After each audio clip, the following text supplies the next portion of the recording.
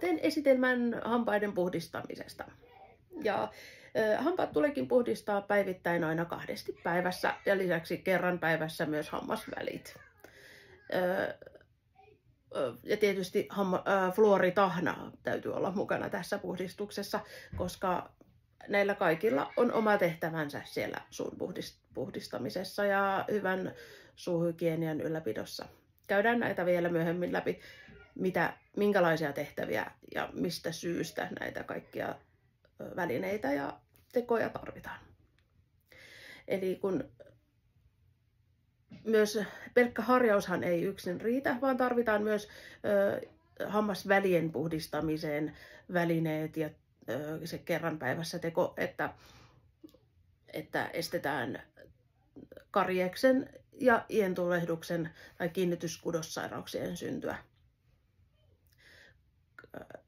Hampaiden pesu 2 päivässä ja välien puhdistus fluoritahnalla, siis tietyt pesu fluoritahnalla, estää tehokkaasti karieksen ja kiinnityskudossairauksien syntyä. Hampaat tulee puhdistaa pehmeällä hammasharjalla, mahdollisimman pienellä ja fluoritahnalla ja oikealla tekniikalla, siten, että kaikki pinnat tulevat varmasti puhtaiksi. Harjaus alkaa aina takapinnoilta eteen. Yleensä kannattaa aloittaa harjaus aina sieltä hankalimmasta kohdasta, eli esim. Ylähampaiden takapinnalta, ja käydä järjestelmällisesti läpi kaikki hampaan pinnat ja siirtyä sitten hampaiden ulkopuolelle, sitten vielä sisäpuolelta sama juttu alhaalta ja ulkopinnat alhaalta myös. Lopuksi sitten on hyvä pestä nuo purupinnat vasta. Ne on kaikkein helpoin ja nopein pestä.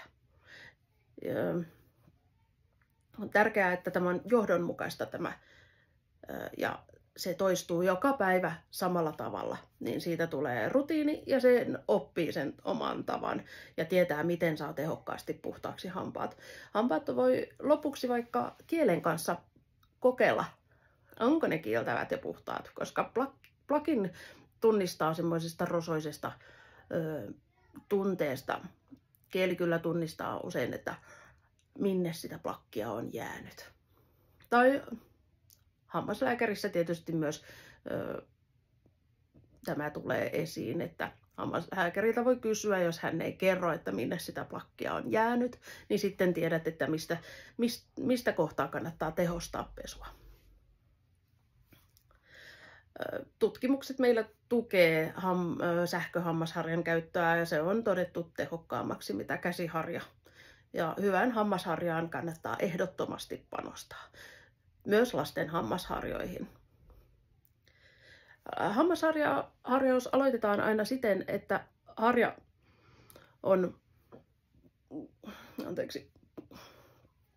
harja asetetaan aina 45 asteen kulmaan. Eli tässä on 90 astetta ja 45 astetta. Eli tänne näin. Ja sitten aloitetaan käsiharjalla. Käsiharjaa pidetään kynäotteella ja sitten sen kanssa edetään sellaisin nykyttävin, hiukan pyörivin liikkein. Ja harja asetetaan tänne ikenen ja hampaan väliin. Ja tämä pyörivä liike auttaa siinä, että hampaan koko pinta ja myös hiukan ientä tulevat puhtaaksi varmasti. Ja on tärkeää, että se liike on mahdollisimman hellä, mutta kuitenkin tehokas. Liikaa ei saa painaa, koska se herkästi aiheuttaa harjausvaurioita. Ja meillä saattaa ikenet vetäytyä, ja jos ne vetäytyvät, ne ei koskaan tule takaisin ja palaudun ilman jotain kirurgista toimenpidettä, mutta hyvin todennäköistä, että sitten ne hammaskaulat alkavat olla paljaana ja hampaat voi alkaa vihloa herkästi. Nämä harjausvauriot tulevatkin esiin monesti sellaisilla ihmisillä, kenellä on käytössä vain tämä käsiharja. Ja käsiharjaa pidetään nyrkissä ja siihen käytetään paljon voimaa. Ja sitä nytkytetään näin, että saadaan puhtaaksi. Ja sitten niitä harjausvaurioita syntyy herkästi. Siksi kannattaisikin sitä nykyään sähköhammasharjaa pohtia, että sellaisen hankkimista se on todettu, että sillä tulee aina paras tulos, pesutulos. Kun harjaus kannattaa aloittaa esimerkiksi tuolta ylähampaiden takapinnalta, sisäpinnalta, ja harjan on hyvä olla se pieni, että se mahtuu sinne hyvin, ja aloitetaan sieltä, ja nyt kytetään sitä pienin pyörivin liikkein, ja käydään kaikki pinnat ylhäältä, sisältä, ja ulkopuolelta, alhaalta, sisältä ja ulkopuolelta, ja lopuksi vielä nämä purupinnat.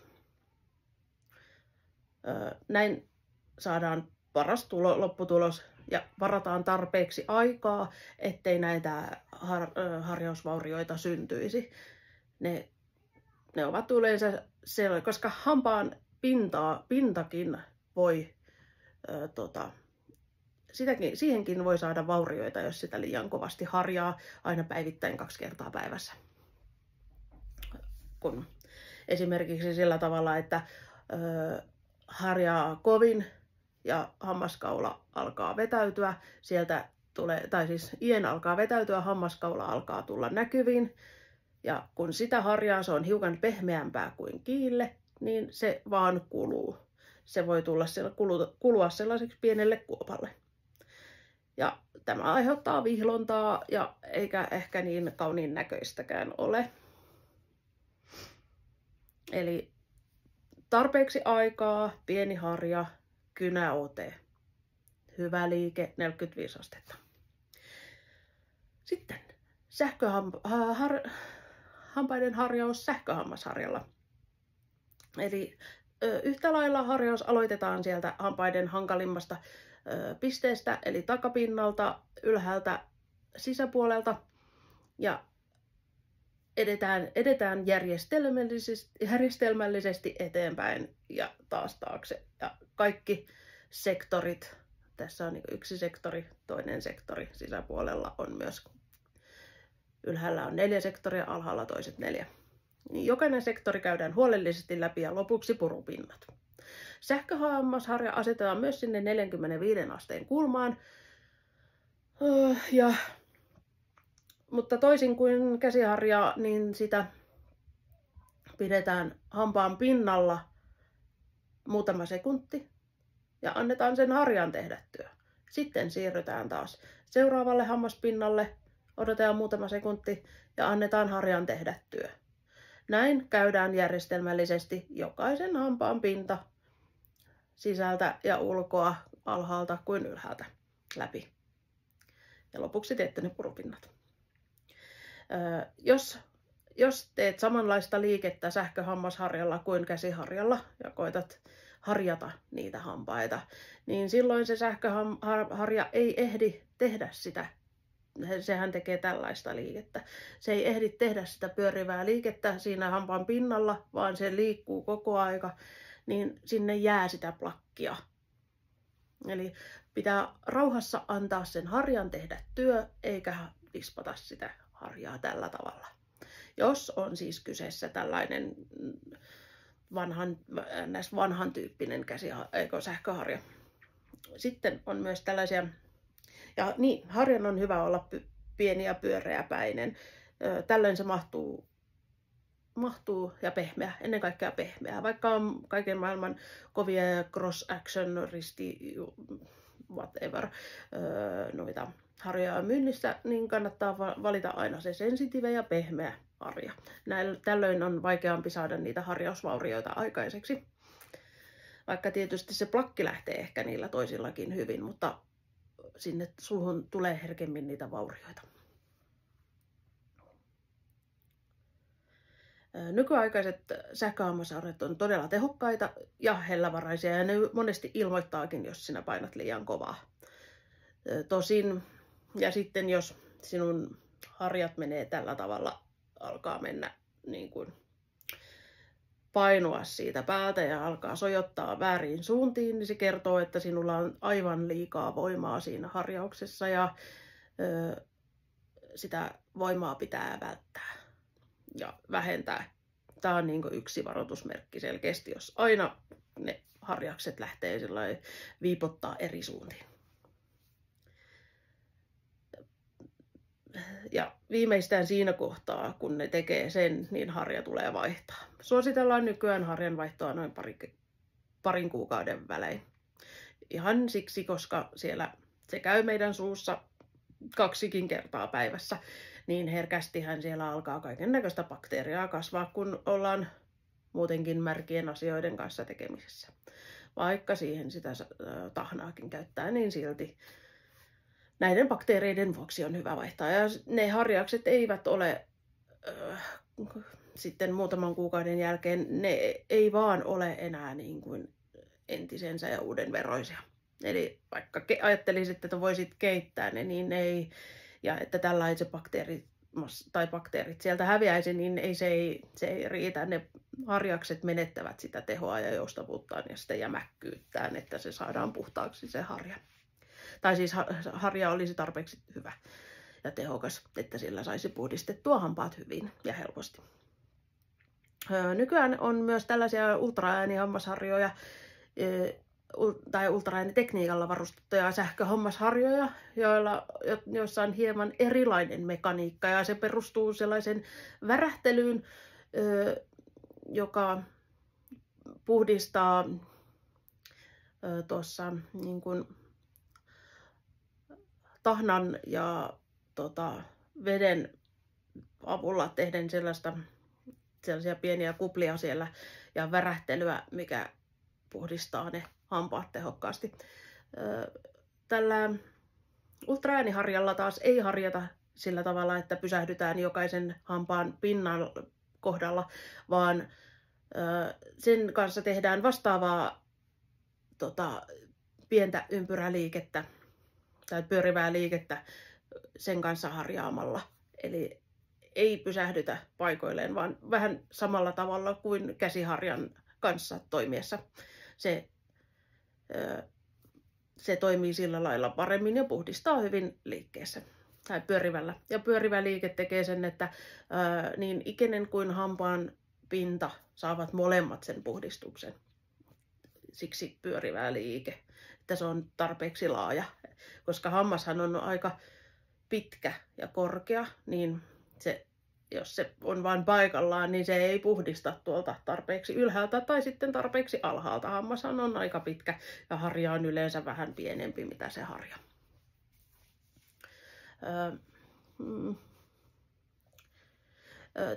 Lisäksi tällä ultraääniharjalla se on hyvin tehokas, sillä se tulee todella puhdasta jälkeä. Tietysti se on vähän arvokkaampi kuin nämä perinteiset vanhemman tekniikan omaavat sähköhammasharjat, mutta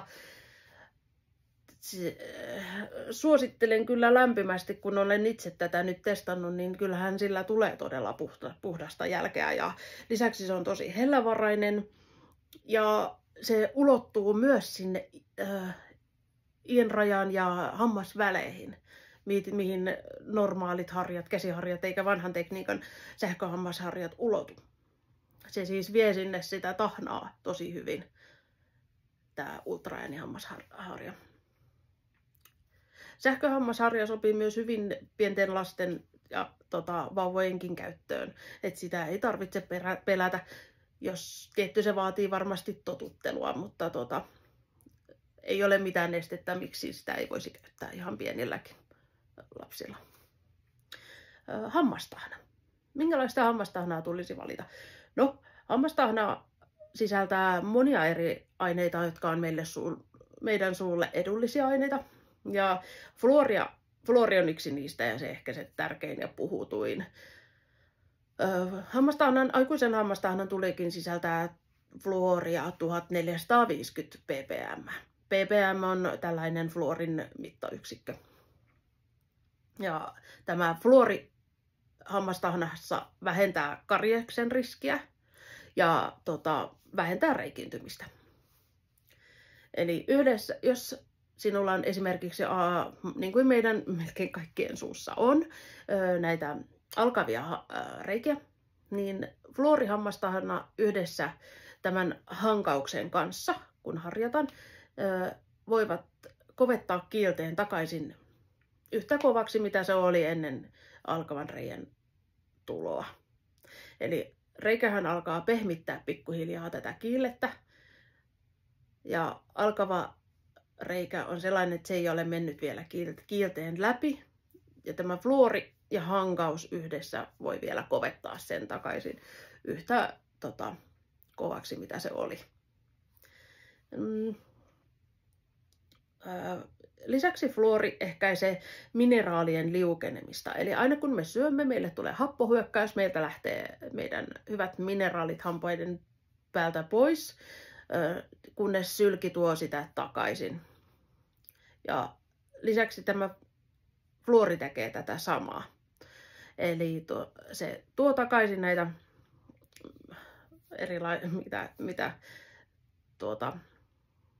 näitä mineraaleja, kuten kaaliumia ja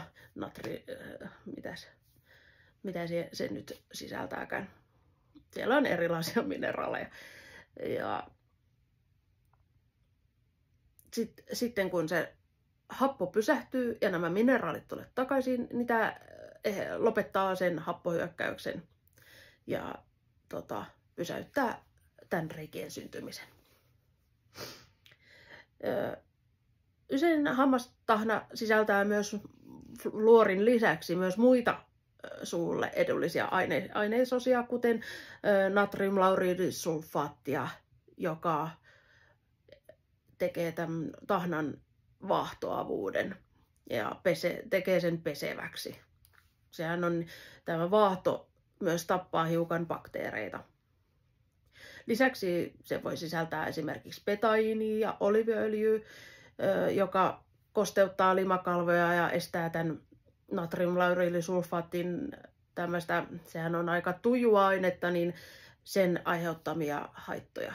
Nämä hoitavat aineet taas estävät tai parantavat niitä ja estävät tapahtumasta pahempaa vahinkoa. Sehän tuntee, kun sä peset harjaat, niin sä harjaat hampaat ja laitat sitä tahnaa, niin tulee semmoinen aika raikas ja semmoinen vähän ehkä kirveltäväkin, niin sehän on aika kova meidän limakalvoille ja nämä hoitavat aineet sitten ehkäisee mitään pahempaa tapahtumasta.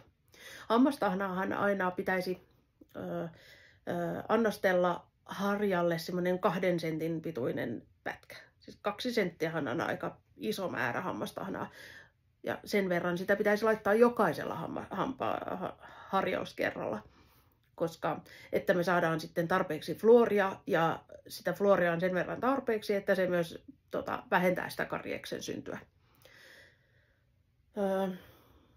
Meillähän on sitten taas ongelma, että meillä on niitä pieniä harjaspäitä, että me mahdutaan, tai lastenharjoja, millä me mahdutaan tuonne ahtaisiin paikkoihin paremmin, niin sitä hammastahnaahan ei mahdu sinne niin paljon. Mutta voi tehdä sillä lailla, että ensin annostelee sen sentin siihen harjalle, pesee ylähampaat järjestelmällisesti, hienosti aikaa varaten kaikki pinnat, ja sitten lisää taas sentin ja pesee alahampaat sille.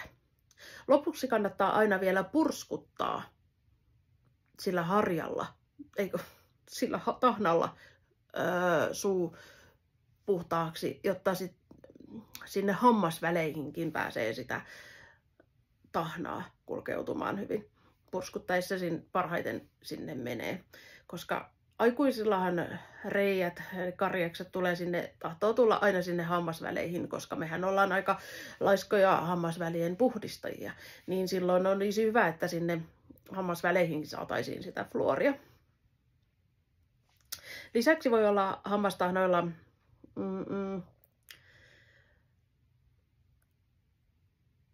lisäksi nämä betaiini ja oliiviöljy myös hiukan vähentävät sitä bakteerin määrää siellä suussa.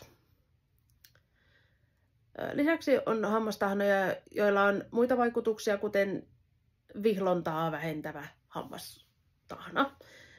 Tämä vihlontahan johtuu siitä, että meillä on hampaissa semmoisia pienen mikroskoopin pienen kokoisia denttiinikanavia, joissa kulkee nestettä. Ja tämä vihlovien hampaiden, kun se neste siellä liikkuu, niin me tunnemme vihluntaa. Ja erilaiset ärsytykset saa sitä nestettä liikkeelle. Ja nämä vihloville tarkoitetut hammastahnat on sellaisia, että ne esimerkiksi tukkii niitä kanavia, jolloin se vihlonta vähenee tai voi loppua kokonaan. Kaikki tahnat, jotka on vihloville hampaille tarkoitettu, ei toimi kaikilla, ja siksi onkin hyvä kokeilla erilaisia vihloville hampaille tarkoitettuja tahnoja, että mikä toimii itselle parhaiten. Silloin kun aloittaa vihlovien hammastahnojen käytön, olisi hyvä käyttää sitä ainakin 2 viikkoa, eli miksei sitä koko tuubiakin tietysti loppuun kerran sellaisen on nyt ostunut, niin koska se vaatii aikaa, että se mekaniikka alkaa siellä toimimaan. On myös muita mekaniikkoja tällä vihlovilla hammastahnoilla, ja siksi onkin hyvä kokeilla, että mikä on se itselle toimivin ja paras. Lisäksi muita hammastahnoja on saatavilla esimerkiksi valkaisevia hammastahnoja, jotka toimii joko mekaanisesti, että siinä on tällaista hammasta hioavia ainesosia tai sitten kemiallisia ainesosia, jotka valkaisee hampaita. Mutta niitä ei koskaan saa käyttää lapsille eikä muuta kuin kuuriluontoisesti. Mielellään ei käytetä, koska ne on yleensä eivät ole hampaille hirveän hammasystävällisiä, mutta jos tulee, niin se tuubi silloin tällöin ei jatkuvaan käyttöön koskaan. Sitten tämä hammasvälien puhdistus. Eli hampaiden puhdistukseen kuuluu ehdottomasti myös hammasvälien puhdistus, ja se tuleekin suorittaa aina joka päivä kerran päivässä. Esimerkiksi paras on ehkä silloin iltaisin, kun siellä on kaikki päivän aikana kerrytetyt ateriat meidän hampaiden välissä, niin paras aika on aina iltaisin puhdistaa ne ennen hampaiden harjausta. Kun se tehdään ennen hampaiden harjausta, niin sinne hammasväleihin menee myös hammastahnaa, kun ne on puhtaat.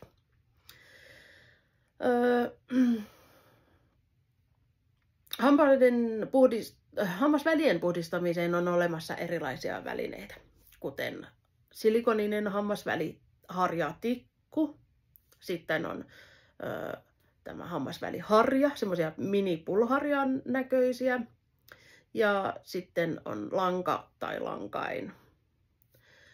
Suosittelen ehdottomasti tätä ensimmäistä vaihtoehtoa, tätä silikoniharjastikkua. Se on varsinkin se hiukan kaarevan muotoinen, on oikein oiva väline hampaiden puhdistamiseen. Eli sitä käytetään sillä tavalla, että se laitetaan hampaiden väliin, eli ihan tuonne ylös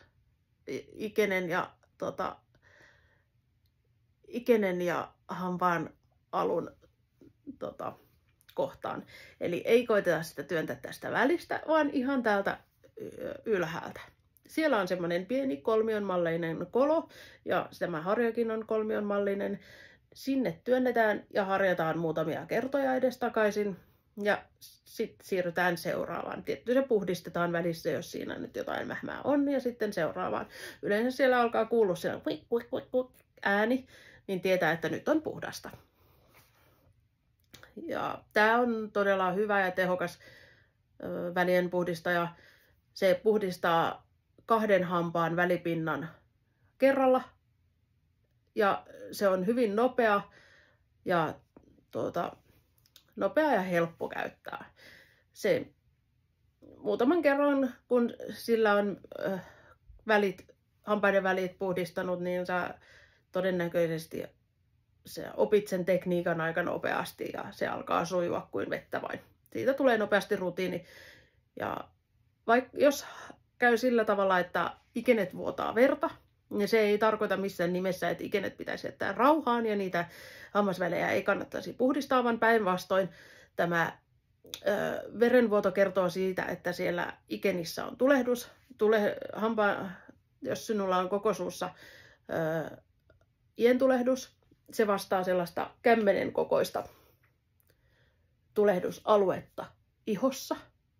Eli jos meillä olisi tämmöinen kämmenen kokoinen tulehdusalue ihossa, niin kyllähän me sitä hoitaisimme jollain tavalla, eikö vain? Niin miksi emme sitä hoitaisi myös suussa?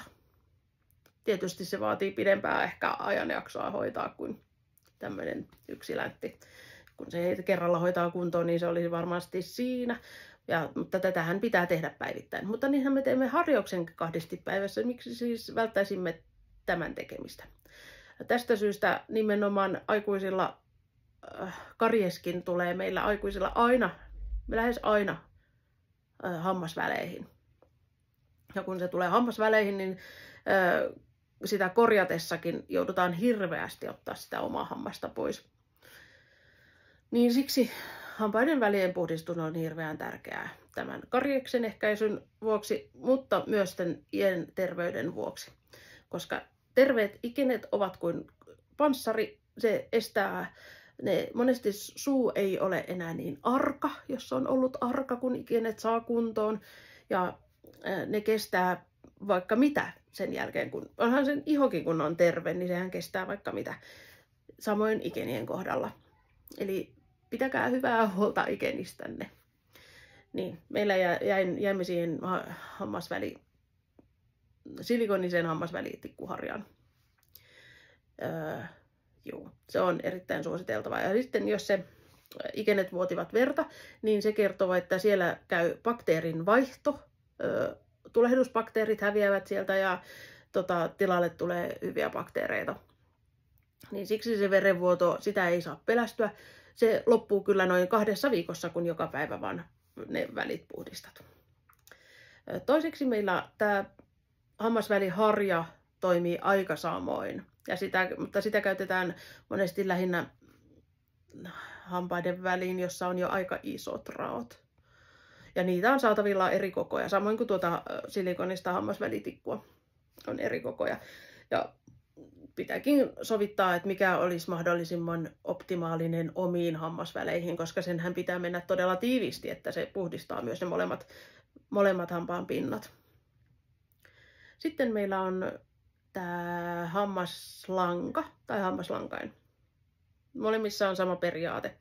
Eli se on vähän ehkä nuorille sopivampi väline tai lapsille, koska heillä on monesti sen verran tiheät hampaiden välit, että se lanka menee sinne parhaiten.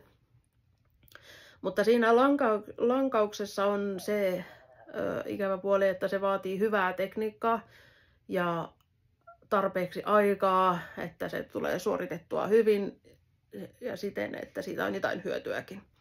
Koska jos vain laittaa hampaiden välipinnalta ja naps tuonne ja sitten pois, niin se on lähes sama kuin et tekisi sitä ollenkaan. Siis välien puhdistusta. Se ei juurikaan auta tätä hampaiden puhdistamista, eikä paranna ientulehdusta. Eli hammaslankaa pitää käyttää sillä lailla, että se asetetaan hampaiden yläpäästä, laitetaan sinne hammasväliin, hiukan ikenen yläpuolelle ja heijaamalla otetaan sieltä pois, jotta se koko hampaan pinta puhdistuu tällä heijausliikkeellä. Sitten samaan väliin vielä uudestaan ja toiselle puolelle. Eli molempien hampaiden pinnat pitää tulla puhtaaksi. Ja se asetetaan sillä lailla, että lanka menee aina hiukan ikenen yli, eli ikenen alle, ja sieltä lähdetään sitä heijausta tekemään koko hampaan pintaa pitkin. Ja sitten samasta reiästä vielä toinen hammas myös, eli uudestaan. Tämä on aika aikaa vievää, ja se tekniikka on aika haastavaa ja vaatii opettelua, mutta kyllä sekin onnistuu ja sen oppii, ja senkin oppii aika nopeastikin tekemään, kun sitä vain sitkeästi harjoittelee. Mutta tässä on hyvä tekniikka on todella tärkeä. Sitten mikä seuraava aihe on meidän lasten suunhoito. Lasten suunhoidossa on tärkeää se, että heti kun vauvalle tulee ensimmäiset maitohampaat, niitä aletaan pesemään ja harjaamaan. Ensin voi käyttää sellaista pientä käsiharjaa ja sitten kun lapsi täyttää vuoden verran, niin sitten voi alkaa sipaista hammastahnaa hampaan pinnalle.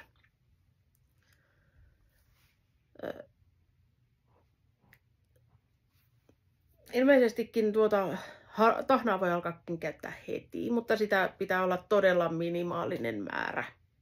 Että se itse harjaus on se tärkein, että lähinnä totutetaan sitä makuun ja sitten lasten tai hammasten puhdistuksessa on tärkeää, että se fluoripitoisuus on juuri sen ikäiselle lapselle sopiva. Eli se vähän vaihtelee 500 1400 ppm se fluorin pitoisuus, riippuen sitten lapsen iästä. Ja näistä saa aina neuvoa tarkastuksissa, kun sinne menee. Ja riippuu myös siitä, että osaako lapsi esimerkiksi sylkeä sen tahnan pois eikä niele enää sitä. Ensinhän hammastahnaa annetaan lapselle ihan sipaisu, sitten sellainen lapsen pienen kynnen verran ja sitten sen jälkeen tällaisen herneen kokoinen määrä sitä tahnaa. Sitten sitä fluorin määrääkin lisätään aina ikävuosien mukaan. Tutkimusten mukaan suomalaiset lapset ovat Euroopan laiskimpia harjaajia. Et jotenkin täällä ajatellaan, että ne hampaat vaihtuu pysyviin hampaisiin, maitohampaat ja hampaat, ja niistä ei tarvitsisi pitää niin hyvää huolta, mikä ei ollenkaan pidä paikkansa, koska tämähän harjaus, ensinnäkin tekniikka ja se tapa täytyy opettaa jo pienelle lapselle, jotta se säilyy siinäkin vaiheessa, kun ne hampaat vaihtuvat. Lisäksi se karies on bakteeri, joka on siellä suussa koko ajan, jos niitä reikiä siellä on, ja ne tartuttaa kyllä sitä kariesbakteeria niihin uusiinkin pysyviin hampaisiin. Joten harjaus aloitetaan heti, kun sille vauvalle puhkeaa se ensimmäinen maitohammas. Vanhempien vastuulla on lasten hampaiden puhdistaminen aina 2 päivässä, ja onkin suositeltavaa, että vanhemmat harjaavat lapsen hampaita sinne 6 ikävuoteen asti. Tämän jälkeen voi antaa lapsen itse opetella harjaamaan omat hampaansa, mutta aikuinen valvoo ja tarkistaa hampaat kuitenkin aina sinne ainakin yläasteikäiseksi asti. Eli kun lapsi täyttää 13, on hyvä aikuisen myös aina silloin tällöin itse harjata ne lapsen hampaat, että ne tulisi aina välillä ainakin puhdistettua. Mielellään ehkä joka ilta ainakin pienemmille lapsille ja muillekin lapsille ehkä joitain kertoja viikossa. Ja joka iltainen tarkastus, että ne on varmasti puhtaat ne hampaat, jos ei niitä itse harjannut ja lapsi on itse harjannut. Tämä 13 vuoden ikä johtuu siitä, että lapsen motoriikka kehittyy vielä pitkään ja harjaukseen se on ehkä kehittynyt, että se lapsi todellakin saa puhtaat hampaat, niin harjaus on kehittynyt tämä motoriikka on kehittynyt vasta ehkä 13 ikävuoden kintaalla sellaiseksi, että lapsi kykenee itse saamaan ne hampaat puhtaaksi harjauksella. Ja on myös todella tärkeää, että vanhemmat hankkivat lapselle tehokkaat ja hyvät hammasharjat.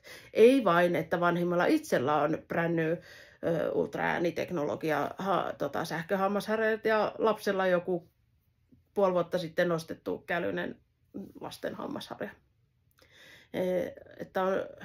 Että yhtä lailla lapsen hampaat tulee puhdistaa hyvillä välineillä kuin aikuisenkin hampaat. 6 vuoden iässä lapsi voi alkaa itse harjoittelemaan niitä, niinhän mä sanoin jo, mutta harjoittelemaan sitä pesua ja